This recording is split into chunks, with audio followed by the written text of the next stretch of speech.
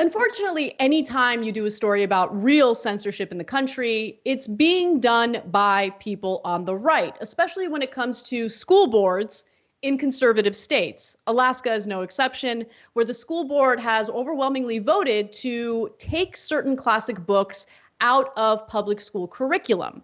So let me give you the examples of the books that they're targeting. I Know Why the Caged Bird Sings by Maya Angelou. Catch-22 by Joseph Heller, The Things They Carried by Tim O'Brien, The Great Gatsby by F. Scott Fitzgerald, and Invisible Man by Ralph Ellison were all taken off an approved list of works that teachers at the Mat-Su Borough School District may use for instruction. So Jim Hart, who is the school board vice president, said, if I were to read these in a corporate environment, in an office environment, I would be dragged into an equal opportunity complaint proceeding. No, you wouldn't. No, you wouldn't. No, you wouldn't. The question is, why? He is an idiot. Why is this acceptable in one environment and not another? It's acceptable in all environments. These are classic books. Yeah. They're like, what are you talking about? What is this man talking about? This school district is a disaster. So they're worried, by the way, of anti-white messaging. That was one of the things cited. So for instance, Caged Bird was derided for anti-white messaging. Mm-hmm. Gatsby and Things were loaded with sexual references. in Invisible Man has bad language, very naughty. Mm-hmm. And Catch-22 includes violence, according to the school district. Several books that were not removed from classrooms also came under harsh criticism and scrutiny. So The Jungle, which was one of my favorite books when I was in high school, and A Christmas Carol could be interpreted as advocating for socialism. They did not say that. They did. They did. A Christmas Carol?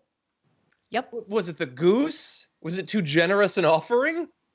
No, this is crazy. This is crazy. I think they included The Christmas Carol as a potential book on the chopping block. So they would, like, in their minds, like, hide their conservatism.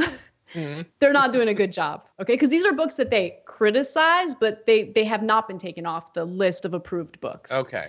No, this is crazy. This type of censorship should infuriate people. We saw this happen in Texas, where many of these books, by the way, school textbooks are published. They wanted to take certain figures out of these social studies books, you know, people like Thurgood Marshall, and they wanted to replace him with like the Phyllis Schlaflys of the world, you know, because they want to indoctrinate kids with their nonsense conservatism.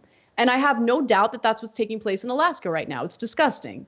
Yeah, it's when we talk about this sort of thing, the fact that this is still going on, that this isn't, you know, a story that was published in 1953 that we mistakenly found today, that there are still people who are like, the thing that's going to corrupt our kids is reading Catch-22 or something. Like, we would be lucky for kids to spend a couple minutes reading literally any of those books versus the alternatives, which, like, there's harsher language in Candy Crush. Like, what are you talking about? On it, like... we can have debates about issues. That would be novel because that never happens anymore. But that's not what we're having right here. What you're seeing here, the sort of conservatism that would still want to ban these books, that's like the Tucker Carlson and the Ben Shapiro, like morally superior conservatism that you want to be able to have a philosophical debate, but you can't, because sometimes the other side are just, and I apologize, stupid little babies. That's effectively what it is. You're being dumb little infants. You're too stupid to be alive in 2020 with power over people's lives, to be controlling them in this way. How could you possibly think that that is the problem that's facing America? Is that people are what?